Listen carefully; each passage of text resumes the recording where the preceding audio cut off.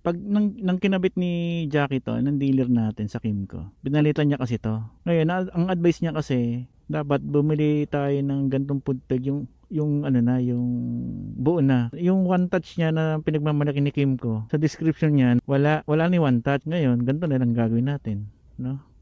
Pero may lock naman siya, gaganon mo. Aba, ito yung dashcam, no? Pag nagbiblink siya ng slowly, nagre-record siya. Meron siyang camera dito, harap likod. Ito, libre na to. Parang tinatawag nilang hammer lens o cover lens ng ng camera na to. Kabilaan yan. Yan. Sabay yung mga files niya, pwede mo makuha through cellphone. Meron siyang app. Ito yung windscreen na black, kasama niya rin to. Siyempre ito, yung acrophobic. Ito yung sinasabi ko sa inyo, no? Yung link pipe niya, yung scorpion pipe, kailangan meron kanya para makabit mo to. So lahat kinabit na nila.